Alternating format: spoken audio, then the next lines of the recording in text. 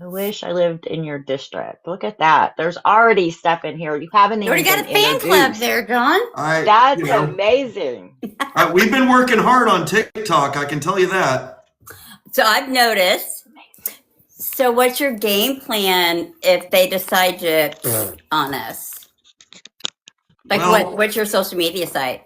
so we're doing things across several platforms from Facebook, Instagram, TikTok. We're going to branch into a little bit more YouTube as well. I think that's one place where we need to be. And but yeah, it's just wherever we can make sure that our content is getting out there.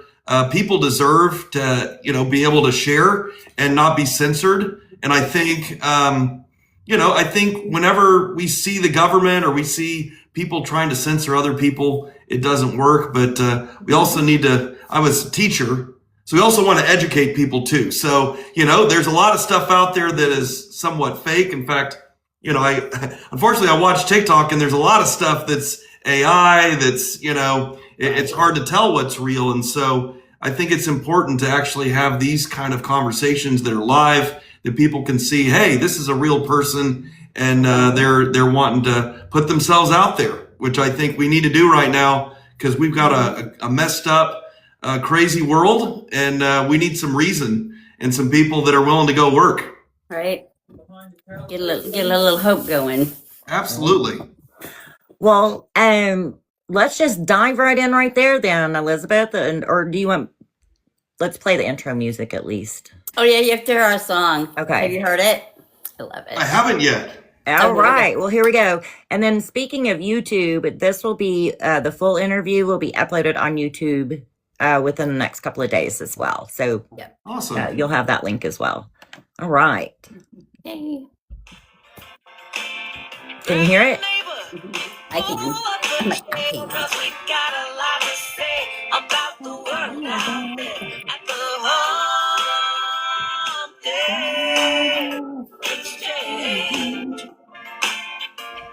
I love it.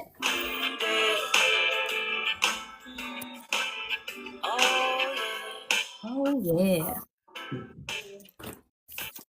So Ivy Speakeasy wrote that for us. She's a local artist from here in Oklahoma City and just an amazing human being. So that's awesome. My son is a jazz drummer. He's a senior this year, and he's looking at UCO in Edmond, which has a great program, Oklahoma State University, and the University of Tulsa. So I love local music. Oklahoma City's doing a great job with that. And we're trying to step up over on the east side of the state to try to make sure we are artist friendly here too. So we appreciate that. Y'all have Greenwood District. Sorry, that's one of the jazz places. My son was 1 year old, so this would have been 1995. Yes, 95. We went to Jazz in June, and Kedmo was there. Oh wow! Other big names, and Joe. I think that's where he got introduced to Joe Bonamassa as well, and had us all hooked. And it was just beautiful. So there's a lot of great people. Oklahoma, everybody thinks we only produce country and western stars here because we have so many of them. But our music is so rich, as is the diversity of the peoples in our state. So, having said all of that, instead of me reading off your bio from your website, right? Okay. Why don't you tell us what you would like us to know about you? All right. Well, again, thank you for having me on, first of all. I really appreciate just the opportunity to be able to speak to people across the state and inform and educate. I am a former teacher, which makes a lot of sense. I was a 6th grade geography teacher at Edison for 12 years, 16 total years in the classroom, and a graduate of Jinx and the University of Tulsa. And so, I'm a 5th generation Okie. My dad's from Muskogee. So I guess, he is an Okie from Muskogee. And my mom went to Edison, is from Tulsa. And we love it here. And, when I got, over to Edison, we were 17th in the country in education. We were rocking and rolling.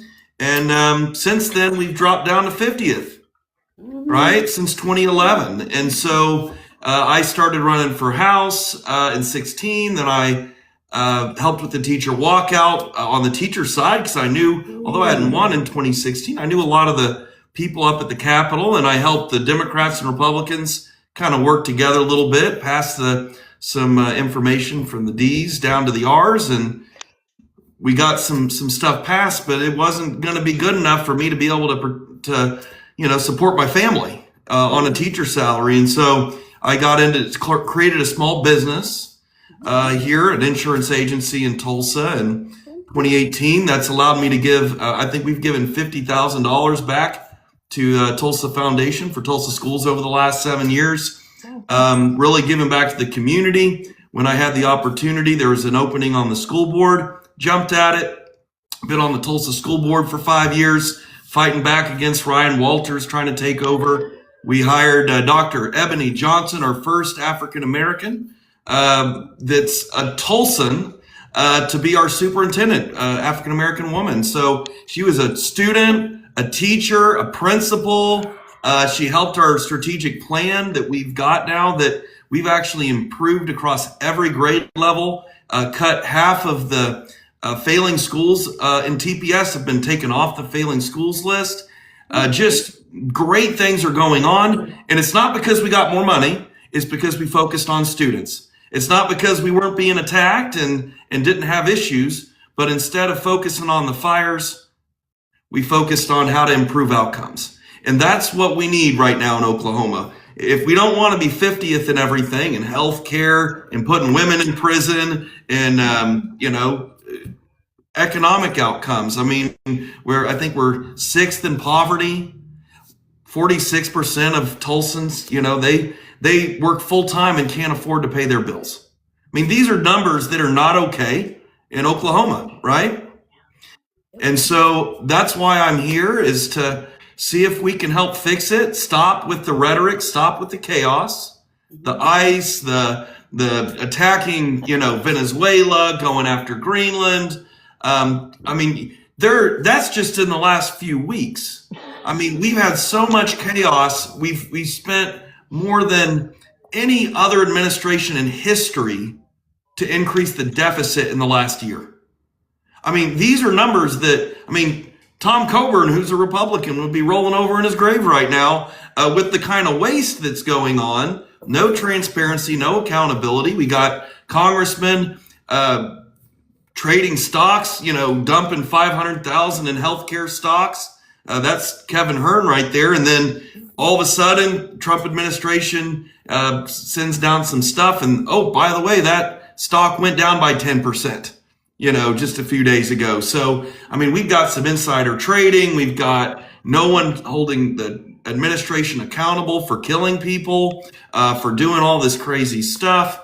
And who's going to step up? So I saw 2024, I just won my election by 77%. And I said, hey, why don't we, look at what's going on? Because I saw that Trump won. I saw what he said he was going to do, and I knew it would be chaos. I knew that, putting on tariffs wasn't going to decrease prices. It was going to do the opposite. So I knew this was the time to jump in. As I said, my son's graduating. My wife, has been very supportive. I've got a loving family, and, they've been supportive all along the way in doing this. And so we decided to go for it. And the other part of it is that Tulsa, we elected our first black mayor, right? That's a Democrat who ran against another Democrat. Those were the top two candidates in the city. We're seeing Amanda Clinton, my representative, won with 86% of the vote in a runoff election. We've got a solid blue, not a dot, but it is, a solid blue Tulsa right now. And I think we've got the opportunity, with all the chaos and the fact that we've got affordability issues, education issues, let's go and do something about it. So that's why I'm here, and I really appreciate you guys having me tonight. Yay! Well, we're glad you're here. My cat's like losing all of her marbles over here. She must like croissants. I know, right? Who doesn't? I mean, she's a little ginger, little Garfield cat. So love that. Thank you so much for sharing. It's always better to hear it from you guys, right? Like I would rather hear that from you, and then we can read all the things. But so thank you for that. I guess there are so many things going on right now. So what are kind of your top 3 things that is your focus? Yep. So we're looking at affordability, education, and stopping the chaos, right? So what does stopping the chaos look like?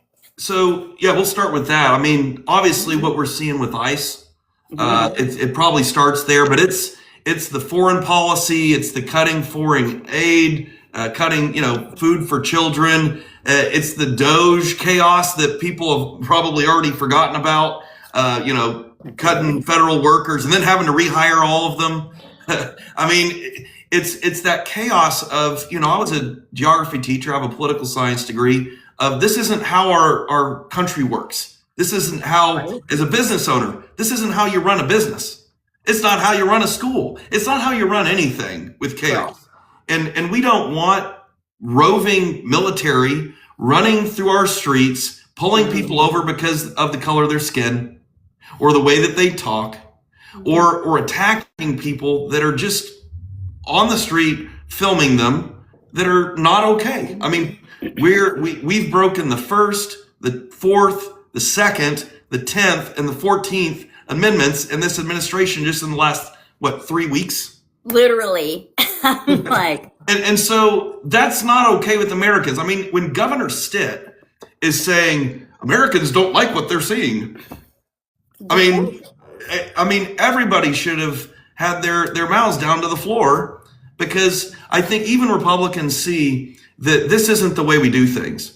And everybody wants a safe place, right? Nobody wants crime. Nobody wants murder and rape and all the terrible things. But when you're using these things just to create fear, to attack people, to attack immigrants that come here for a better life for their families. I mean, I've got a sister-in-law who's from Cyprus, mother-in-law that's from the Philippines, from Manila. I mean, I look at people, my family came just because they came 150 years ago. That didn't mean that they weren't immigrants. Everyone in Oklahoma has been here. I mean, most of our Native American tribes were forced to come here, about 200 years ago. The state, 120 years. We've seen 130, most of the first, white settlers that came in and took back land that wasn't really ours. But again, what we see is that, we're all either immigrants or we were forced here in some way. And we should be looking at people that are coming here to our country for who they are as individuals. If they're working hard, if they're providing for their families, if they're educating their kids and they're paying taxes, more taxes than us, because they don't get Social Security. They don't get any of the benefits that a citizen gets. And so if they're coming here, we need to have immigration reform. So this is part of what we're going to work for, immigration reform, so that it shouldn't take someone who's a Mexican citizen 24 years. That's the average, 24 years for people to become a citizen from Mexico, right? It costs way too much money. And I've talked to a lot of people. This isn't just myself. I've talked to immigration attorneys. I've talked to people that are immigrants from a lot of different places. We need it to be simpler, and we need it to be more cost effective. We need to be able to cut a lot of, especially for asylum seekers, cut a lot of these lawyer fees, which make it $10,000, $20,000, $30,000 for someone to become a citizen. We need to cut that down. We don't need to charge $100,000 for an H-1B visa. If we've got college students that come here, they should be able to stay here, especially if maybe they get married, right? A lot of these people that we're deporting have American families. Their kids are American, their wives are American, or their husbands. and so we're making it difficult on a group of people coming from a nation of immigrants. You would think there would be some empathy, but again, it's not about empathy. It's not about understanding. It's not about building the American dream. It's about fear. It's about implementing something and trying to get people to hate another group of people, and that's not okay. That's part of that chaos. Control, yeah. Yeah. How do you feel about treaty laws? Treaty laws? Yeah. Well, again, I think, we are part of a bigger system that after World War II, we became part of United Nations. That was the first time that we held people accountable for wars. The Nuremberg trials and holding people accountable for war crimes. I think when we talk about treaties, whether it be tribal sovereignty, whether it be Greenland or Venezuela or any country around the world, I think we have to look at the sovereignty of those nations. And we shouldn't be in the colonial business. Our job shouldn't be to be trying to take over other places. We should be standing up and helping countries that are being oppressed, that are being attacked, that are democratic countries like Ukraine, like what we saw, with Israel and Palestine. All right. We've got to intervene in these situations where, people are dying, try to bring peace, right? Using our allies, not trying to do it ourselves, not trying to just tell everybody what to do through power. I think Kevin Hearn put it, he loves Trump because he uses peace through strength. Well, you know what? That's not American. We should be negotiating. And again, we do have a place where we have more money and we do have more military strength, but we need to be using our allies to work together to solve problems. And we don't need to be invading other countries because that just sends a bad message to Xi, to Putin, to say, hey, yeah, go into Ukraine. Yeah, go ahead. We can do it. You can do it too. Right? We're not going to stop you. Same thing with Taiwan. Again, I feel like we need people that are going to stand up for democratic rights, stand up for Americans.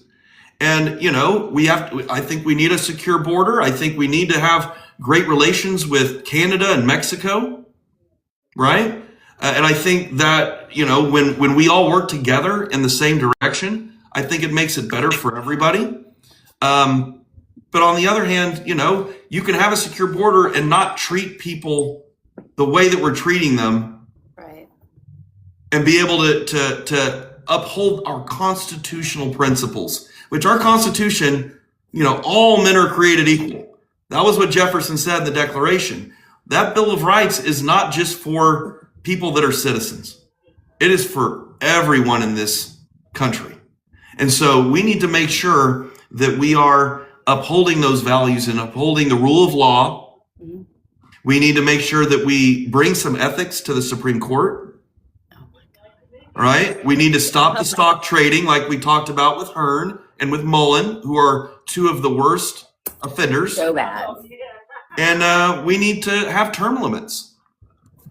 And again, I think that's how you stop some of this gross negligence of power. We shouldn't have people that are congressmen. Hearn has increased his wealth by $50 million while in office. Now, some of that was selling his McDonald's businesses, but a lot of it has been from stock trading, and he's been trading in oil and healthcare and all of the things that he is personally overseeing as a congressman. Right.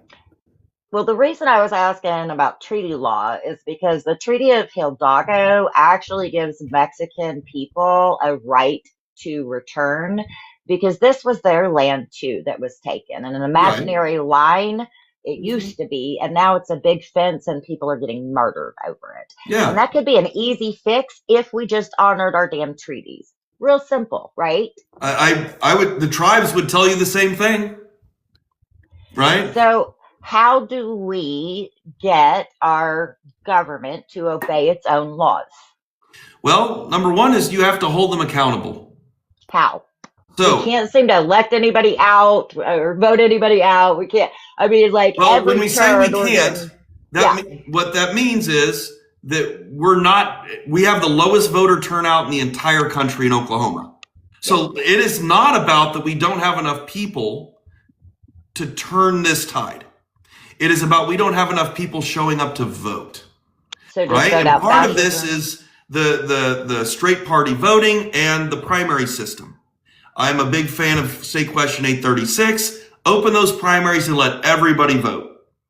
When you do that, you get the best two candidates, and generally they're going to be people that are not going to be as extreme.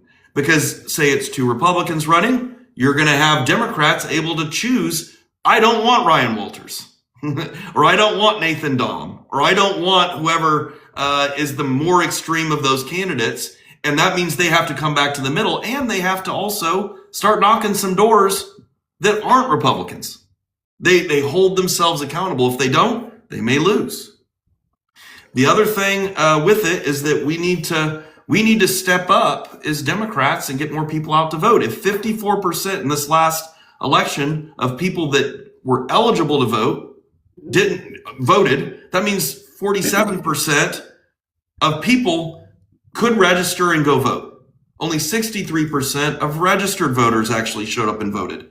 If Democrats alone showed up, we could change these elections, and especially in places like Tulsa, where they have gerrymandered Oklahoma City, CD4, CD3, CD5, to try to split up Oklahoma City and those Democratic votes. Well, what did they do to CD1?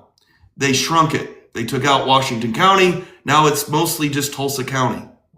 And so that allows, an opportunity, I think, in this election to beat Hearn, especially because he said the only reason that he is in Washington right now is to push through Trump's agenda, not represent Oklahomans.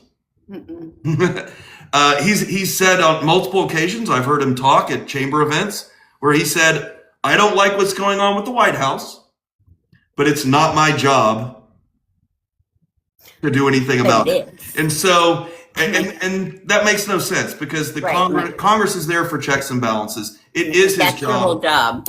Yeah. So we need to make sure we hold these guys accountable by, number one, we need to have quality candidates running, which I hope, with some experience with the school board and experience, as an educator and as a business owner, I hope to be that experienced candidate that can go in and not only force him to he hasn't debated, Hearn hasn't debated since he was first elected in 2018. Mm-hmm. He doesn't have open town halls like Stephanie Bice. So it is one of those situations where we need to hold him accountable, because we're not being represented. Mm-hmm. That Trump's being represented. I mean, he's getting almost 76% of his campaign funds come from super PACs. Only, I think it's 2% of his money comes from people that aren't giving a max donation, which is $3,300. So that's either the wealthy or super PACs are the only ones giving him money. That should tell Oklahomans who he represents. Like, half the state, we are so gerrymandered. We're since this year. Something has to change. And they did. I mean, one thing they did do is when they gerrymandered this last election, they did make some of the Democratic districts actually stronger. So places like Tulsa and Oklahoma City that have been Democratic, there's a much better chance for them to stay there. But they definitely helped some of their Republican congressmen in some of the suburbs, in some of these rural areas. But we just have to get out and vote. We can't change that until we get some more people in office. Right. So, with some of the chaos, part of that's healthcare and mental health care and substance use. Housing, we talk about affordability, like housing, prescriptions, car insurance, house insurance, health insurance. I mean, there's so much, so who's going to take your insurance and who's not going to take it? We just got the insurance that Integris fights with every year. And it looks like we may actually lose Integris off of my health insurance. And I'm like, what? Yeah. And you'll get a letter. I don't want a letter. I want a referral. So those kind of things is not only chaotic, that also all that stress is going to affect physically, mentally, emotionally, financially. Yeah. And so and then part of my thing is schools, educator, mental health professional. I keep hearing like we need to get these in the school. We've had that in the school, just like we have mental health professionals that go into the jails and see them. We have that, or we've had it, and they keep decreasing the funding. And then they wanted to bring pastoral care in there. If you have a job that even offers SA and molestation insurance, you probably should be in the school being counselors to kids. Just a thought. So what is something that you, being up in Washington, what is something that you plan to do? Yeah. Well, I'll go to, I know you talked about affordability and education. I'll kind of go into affordability real quick, and then I'll talk education last, since that's my bread and butter. But with affordability, I think healthcare is where it starts. I mean, I talked to a Republican at a door 3 weeks ago, and she told me she would vote for me if I can fix this ACA subsidy issue. Her rate went from $600 a month to $1,400 a month. And she's 64. Mm-hmm. So she may only have, about a year where this is going to be an issue for her before she can go to Medicare. But for many Oklahomans, $1,000 more a month, $800, $1,200, and more for many of these people, and many of them in rural areas. Many are farmers, small business owners. These are people just above the threshold for Medicaid. And so these people can't afford this, and they're going to go without insurance, many of them. And what happens when that happens is that you don't get your mammogram, and then you end up with stage 4 cancer. You don't take care of your diabetes, can't afford the diabetes medication, which, let's be honest, Biden went and used the FDA to negotiate the drug prices. What did Trump do when he came in? Got rid of it. So he increased the prices on prescriptions. Then they had the big bill. They cut $1 trillion from Medicaid. Then they don't pass the ACA subsidy. These are all things that Hearn, my opponent, has been absolutely for. Mm-hmm. Everything that hurts Oklahomans, that makes our healthcare go up in price and makes less people on it. And when you have less people on it, that means you go to the emergency room instead of going to the doctor and getting preventative medicine, which is cheaper and better for us. We end up getting emergency medicine, which costs the hospital more. They end up paying millions of dollars because they have to amputate a leg, or they have to do a heart surgery, or they've got a stage 4 cancer victim that they have to care for, but they don't have insurance. And so what ends up happening is that the hospital gets stuck with the bill, and that's why our rural hospitals are closing. I sit across from St. John's Hospital right here in my office. I see rural ambulances stream in all day long from Mays County, Washington, Osage, Creek, Rogers. It is nothing but people coming from rural areas, which puts on Integris or Ascension or St. Francis, it puts our healthcare system in a bind where we already have a restriction. We already don't have enough doctors, enough nurses. And so that means healthcare outcomes in Oklahoma are poor. How do we fix it? Well, we pass the ACA subsidy for 300,000 Oklahomans. Then we do it for 2 or 3 years, and then we sit down and we come up with a solution that's bipartisan. We either do one of two things. We expand Medicaid at the state level, and I would make it to where they cannot privatize the management of Sooner Care, which when we did that, Stitt did it against the doctors, against everybody. He went out and did it anyway. It cost us more money for it to be privatized, and it also insured less people. So they took thousands of people off Sooner Care. We pay millions of dollars more because he just wanted to make it private. We need to go back to a state Medicaid expansion that's going to be, a one-payer system, and expand that. People that can afford it, they keep on their own health care. Or we look at the thing that probably is best, which every other country in the world is doing, and we look at a Medicare for all. We look at something that, we actually have the conversation like, hey, let's compare these, two systems, and let's figure out which one's going to save us the most money. I can tell you, we spend more money than any other developed country and have the worst outcomes. Why? Because money's going to health insurance companies. The ones that Kevin Hearn had been investing in. Although he'll tell you, and I'm sure Stephanie Bice and Cole and all these guys would tell you, oh, too much money on the ACAs going to health insurance companies. But yet, who's giving these guys money? If you look at their donations, it's a bunch of insurance PACs. Humana, Johnson & Johnson. I mean, the list is long. So they're in the pockets of the health insurance companies. They're not working for us. They're getting wealthy while we don't have health care. So what we've got to do is find a system that works. We're going to listen to doctors, listen to scientists, bring all of that information back to Oklahomans and let them tell me, hey, this is what we want. Here's a couple of different systems. Let's talk about what's going to be the best for all of us. And stop with the whole fear mongering. Oh, if we change systems, it's going to be awful. No, we've got to look at, if we have a system that's broken, then either we can fix it or we can keep doing the same thing and expect a different result. Well, what does that get us? Insanity. Exactly. And so, again, I'm about solutions. I could have gone into TPS as a teacher and said, oh, superintendent, you just do whatever you want. I'll support you. No, we went in there and we said, we're going to hold the superintendent accountable. We're going to improve outcomes.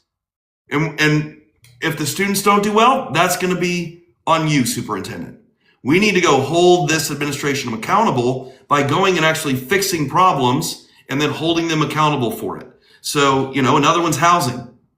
We need 6,000 affordable housing units in Tulsa. Our mayor's working on it. We need HUD to be about building houses. And this is every city across the United States. This is rural communities do not have enough housing that's affordable for people. Did you just say that your mayor is working on that? Hey, housing is one of the big things. He's working with Tulsa Housing Authority. They're building units. Their goal is to build 6,000 affordable housing units in Tulsa over the next several years. And so that's what we've got to be doing. And we need the federal government, the state, the local, our nonprofits, because we have a big nonprofit group here in Tulsa, and our tribes. We need to be working with all of those groups working in the same direction. That's how you fix things, is everybody's pulling in the same direction. Right now, our federal delegation is not helping us to build houses, to help with health care, to do anything that actually supports Oklahomans.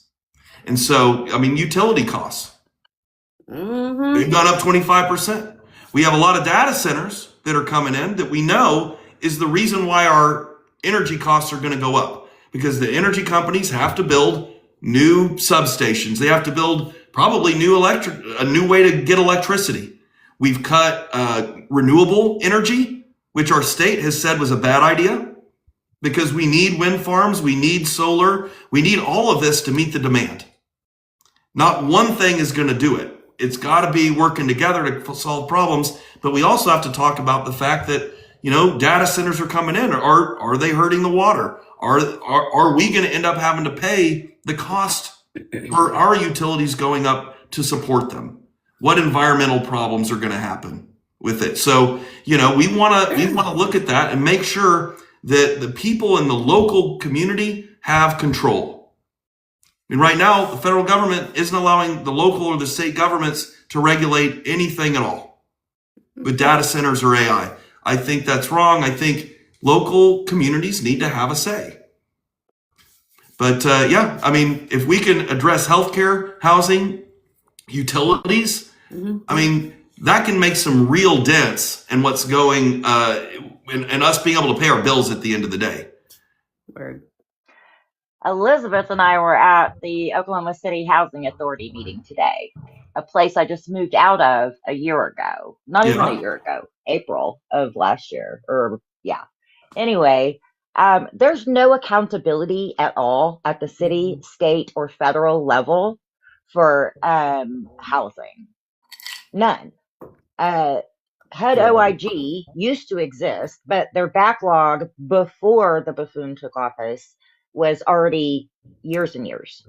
And so these people are collecting money, taxpayer money, from the state, from the cities, from the federal government, and nobody is asking for oversight. Which is the other thing. Yeah, there's no accountability. None. I mean, it is so bad. Code enforcement was like, oh no, that's a federal building. We can't inspect it. No, it is not a federal building. It is owned by a nonprofit called Oklahoma City Housing Authority that you guys keep giving money to, hand over fist. The city council appoints the board. Oh, our hands are tied. There's nothing we can do. Really? Replace the board members would be something that you could do, and at every level, senators here, oh, well, gee, I wish we could do something, but they're a private nonprofit and we just give them money. Stop giving people money who are not accountable with it. Well, that is we've not seen, stewarding our public resources very responsibly at all. What we've seen is they keep giving money to the same people that aren't getting good results, while they don't give money to some of the smaller groups that are actually doing a lot of the big work. Like we've got some pastors here in North Tulsa, and Tim Newton and Scott Gordon, that are building smaller developments. They're not hundreds of houses, but they're building developments that are housing Tulsans that they know in their community. And we need to be able to make it to where no federal dollars are going for these type of projects. They're only going to giant projects that cost, they were telling me with Tulsa Housing Authority, these HUD, we have 36th Street North, as well as over on Southwest Boulevard over by Eugene Fields on the west side in Tulsa. And we have two of the largest new housing developments in the entire United States. We've built more houses in Tulsa, affordable housing, than San Francisco, but they have to build it about $360 a square foot, whereas it should cost under $200 a square foot here. But the problem is they have to pay contractors New York and California rates instead of what we should be paying market rate here in Oklahoma. They have so many of these regulations that it costs more money to build because of all the HUD stuff. And then it takes a year just to do a closing. So they spend $500,000 on each project just on lawyer costs for closing. So they need to take out the red tape, have some accountability, get some of these funds to people that actually are going to go do the work, right, in our community. But make sure that we're actually in the business of actually building things instead of lining people's pockets, which I think that's what I got from what your situation is in Oklahoma City. Does that sound about right? I don't know if it's lining the pockets, but we couldn't even tell if pockets are being lined. There's nobody knows. Nothing. Yeah. Nobody knows anything. And it's really discouraging because as somebody that has been community-based mental health care worker for years, going in and out of those buildings, it's really sad.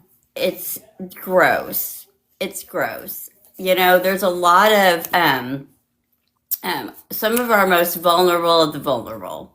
Yeah. And some of those really vulnerable are vets. And nobody should have to live that way. I remember being at the Jout Center in the 70s with my grandma. I'm older. And to think it's still there, and it basically was really nice when in the 70s for the 70s. And they just clearly haven't done anything. There's been no upkeep. Well, and what we're doing in Tulsa is trying to build new developments that are mixed income. So like on the west side, they went from an average household income of $3,000 a year before they redid all of those areas to now it's over $30,000 a year, which is still lower, but now you've got some market apartments that are very nice along with subsidized housing, but that subsidized housing is also very, very nice. So you're putting somebody in a place that they want to take care of because it's actually in great condition. It's new. And we're seeing great success with that. And I think that's part of it is you put people that are students and teachers and musicians in the same area, and it lifts everybody. There's more businesses now in all these locations. We're seeing businesses popping up doing much better because, again, you're not just putting a lot of people that are needing subsidized housing in one place in terrible condition. Instead, you're giving them someplace nice, mixed income, and then you're seeing that there's better opportunity. And then you've got to be able to go in and incentivize, with the SBA or however you do it, get businesses in there. We've got so many food deserts. We need grocery stores. We need places for people to be able to go shopping that's local, right?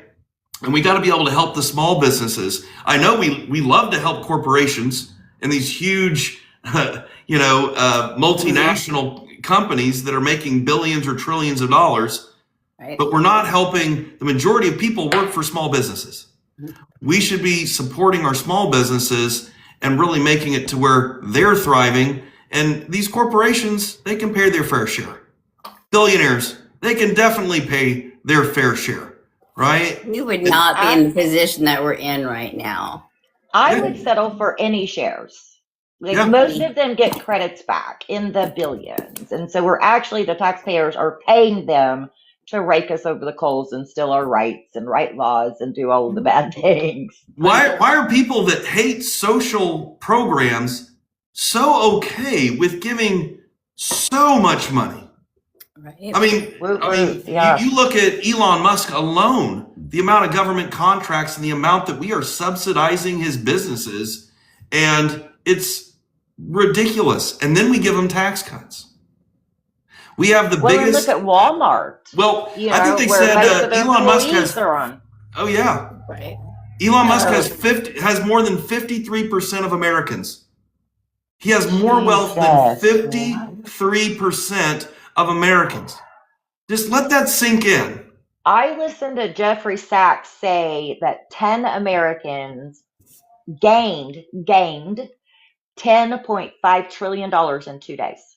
How is that legal, right?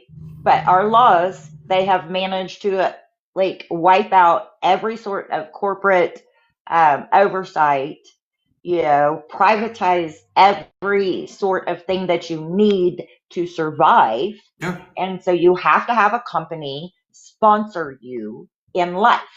And used to back in, when my grandparents were growing up, companies did. My grandfather was retired AT&T. He started with Ma Bell, and AT&T was one until the 80s when they, broke them apart. Yep. And 30 some odd years, I think they forced him at 33 to leave or something like that. I think he was 3 years past when he was supposed to. And nice pension, nice benefit package. And when he died, about a decade later, there was still money coming in to my grandmother for the pension. Yeah. And we've gotten rid of pensions almost entirely. Right. There's only a few people teachers, some unions. Because they've been trading them on stocks and losing entire people's fortunes. Mm-hmm. There's a doctor in Bethany that has been he's 85 now. And his wife is 82, and she's a nurse practitioner. And, a decade ago, I saw them. That was my doctor, loved them, and they told me that they were almost to retirement when the stock market foobarred, that you Mhm. know, and they lost their entire retirement.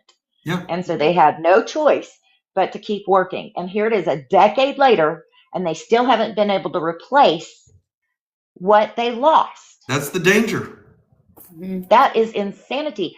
But they were invested in a pension through the hospital association stuff, right? So they didn't actually have a say into where their monies are going, which is a lot of associations are that way. And they're the ones who heavily invest in stocks. And the people have no say in who is going to be on that, so it's kind of, I don't know, it's kind of weird. But then again, I think the whole stock market thing, allowing, billionaires and trillionaires to bet for and against each other is kind of crazy anyway, Yeah. It's wild, wild. Right. Well, the other thing I wanted to talk about, if you want to get into it, I know it sounds like you will, education. I know Yes. we are 50th. Oh, yeah. A lot of that is because of Ryan Walters. But Yep. let's be honest, we were well on the way, with Janet Barisi first. We've had the legislature just over the last 15 years, from 08 until 18, they cut every single year for 10 years after the housing market crash. And what we saw is teachers leaving. We weren't able to retain. We were losing people left and right. We have a teacher walk out. We get a pay raise. But yet, since 2018, we've continued to lose because we gave teachers a pay raise, but now we have higher numbers of student to teacher ratios. We pay them more, but we didn't give schools enough money to be able to hire more teachers, more counselors, more support staff to be able to do that. At the same time, people like Kevin Hearn, who has supported every bad school board candidate that is for vouchers, for religion in schools, for all of this stuff that doesn't make our schools better, all the Ryan Walters junk. And they're pushing for vouchers and getting rid of the Department of Education at the federal level, trying to again, take the things that haven't worked in Oklahoma, not focused on students, not focused on reading or college and career readiness, but on fear. And trying to push that on us, or trying to push TPUSA on kids. Again, trying to politicize education, indoctrinate students. I mean, this is the playbook of Project 2025 and the Heritage Foundation, which is behind Hearn, which is behind Ryan Walters, and a lot of these guys. And what we see is that when you do that, your outcomes keep going down. We have great teachers that are stressed out, kind of like our doctors and our nurses, that they're having to work so hard to do more because we don't have enough people, because we aren't funding education the way we should. People talk about the Mississippi Miracle all the time. Well, guess what? They spend $1,000 more per student than we do. That means they have more teachers, smaller classes. That means they have more counselors, more teacher aides, more paras, more support, right? And they also have better professional development, and they make sure teachers are trained on what it takes to be supportive of students, especially in those early grades. And then when students graduate, they've got a lot more programs. Like we're creating a program with more apprenticeships at our schools, getting more kids to take AP and TCC. We have a program at Tulsa Public Schools where you can graduate with an associate's degree from TCC when you graduate high school. Yep. Right? We've got kids that are already doing that. So we need to be looking at how do we improve outcomes? How do we make sure that our students graduate with the skills they need to be successful, whether it be in college, because we need doctors and we need nurses and we need teachers. Maybe not more lawyers, but we'll take some. But we also need people that are plumbers and that can be electricians and build all these jobs of the future.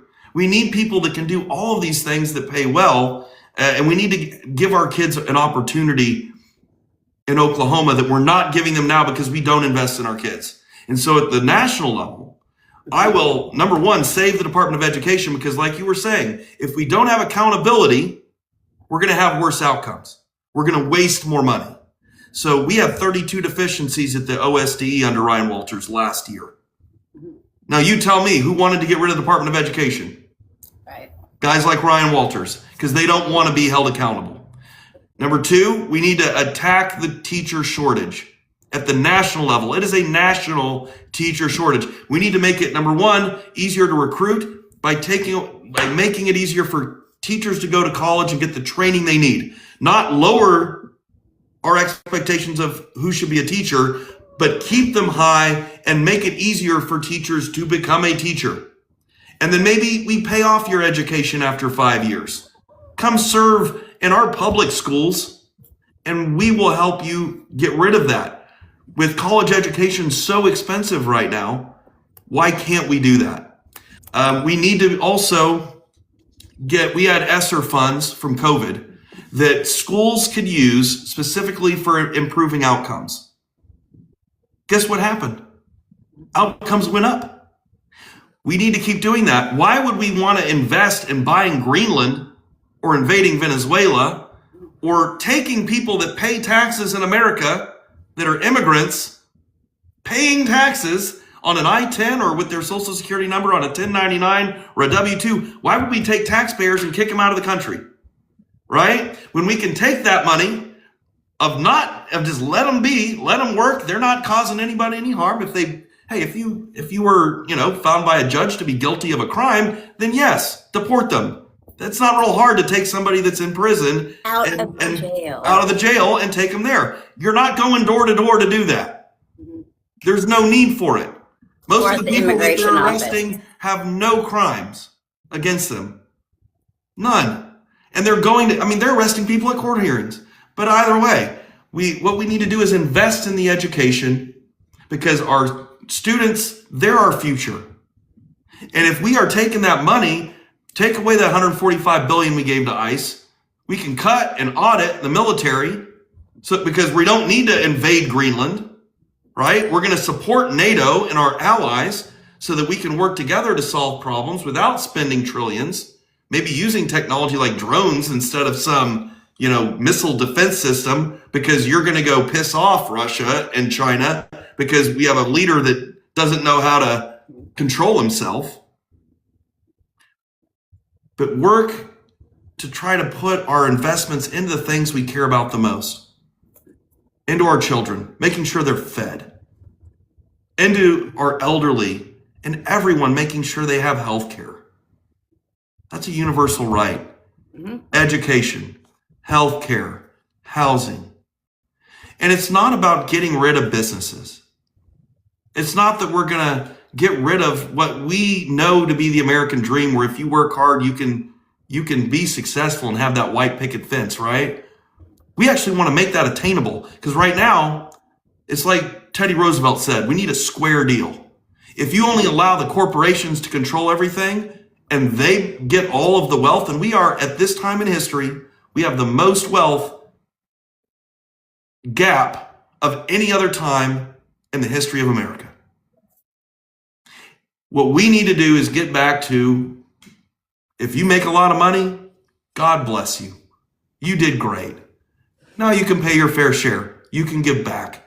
You can help other people have health care and help them educate their kids.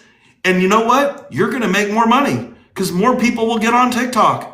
More people are going to want to, drive an electric car if they have an education and a good job, right?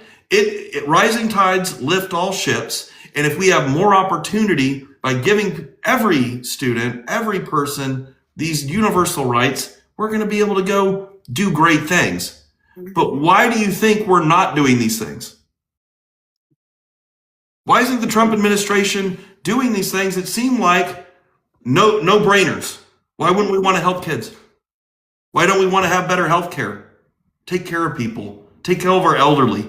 Take care of our veterans. Not shoot VA hospital nurses. Just saying.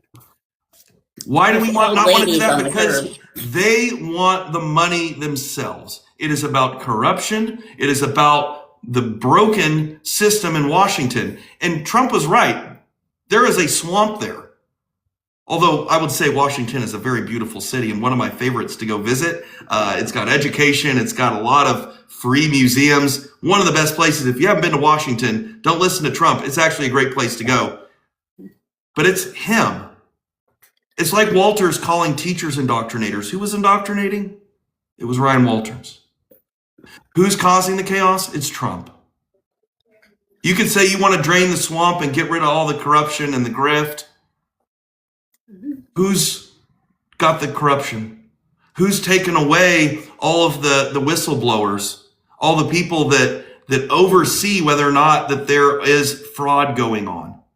Who's overtaken the DOJ to go after his enemies, to go after universities and TV hosts, right? To go after people. This isn't American. We believe in freedom of speech. We have a Bill of Rights to stop tyranny, and yet the people that are trying to say that they're for the Constitution haven't seemed to read it. The people that say they're for what's in the Bible haven't seemed to read what Jesus actually said, like love your neighbor. Right? And so we've got to get back to the American values that we're based on. All men are created equal, and women. I'll set it for the Oklahoma Standard right now. Human beings, right? Yeah. And let's get back to being the Oklahoma Standard. And it shouldn't take someone, a terrorist that's not an international terrorist, but a homegrown terrorist. It shouldn't take that to have to show Oklahomans who we really are. We should stand up for this every single day to support our neighbors, to find a way to elect people that are actually going to go work for everybody, not just me. It's not an us versus them. We're all us. Let's go work for each other and let's go do this. But that's what we need. We need that uplifting. We need that hope. Lost, I think, the Obama administration, because I'm glad that you came on. Like, this is what we totally needed. You know, a little bit of hope. That you came on. I think we talked about a debate. Yeah, we need to get you and Erica up here for a debate. Oh, I would love that. Yeah. Okay, awesome. Okay. So we're trying to do one with TCDP. We've reached out to them. We're hoping for March for that, but I would be more than happy if we can get something on the schedule. I would love to be able to do that. So if you will reach out to Erica, myself, I'm down. As long as I've got an open date, I'm more than happy to talk anytime. If you haven't noticed, I love to talk. Right. So I have a draft email already ready, hoping you would say that. So, yay! I mean, I didn't quite finish it, but it's it's got the lead, it's got all the stuff. So anytime. Unlike her, Erica and I we are not afraid to have conversations. Yeah, and I will say this about Erica too. You know, we're not going after each other. This isn't about attacking other Democrats. We have to work together as a state. And I've had this conversation with TCDP, with CD1, and with ODP, with the state party, the county, and these congressional districts. We've got to be a team working together in lockstep, coordinating campaigns that are local, state, and federal candidates working together, bringing volunteers together to help each other. And if we're running against each other, let's talk about the issues, not attack, but let's have discussions and let people make an educated decision about who is best to either, whether you like this is the best person for me, or you think they're the best person to go beat Kevin Hearn, whatever it is going to be, or Stephanie Bice or Tom Cole, whoever it is. Right. Yeah. We need to make sure that we're putting people out in front of the public so that they can see that Oklahomans are about kitchen table issues. We're about actually fixing things. We're not just here to complain about Trump, but we're here to go fix the problems. Yeah. And we're also not going to put our heads in the sand. No, I love that. Yeah, I love absolutely. that. Again, thank you so much for coming on. We have a special after hours tonight. The Oklahoma City mayor race is February 10. Nice. And so the only candidate running against Mayor Mayor Holt. Holt, Okay. yep, is going to be a guest on here. So we welcome you to hang out and check out the potential new mayor of new mayor of Oklahoma City, a Democrat, right? I don't It's think people time. knew that this was happening. Tulsa has a Democratic mayor. It's time. It's It's time. time. Thank you, John. Hey. This has just been amazing. Have a great Thank you night. for having me. I really appreciate it. That was a great conversation.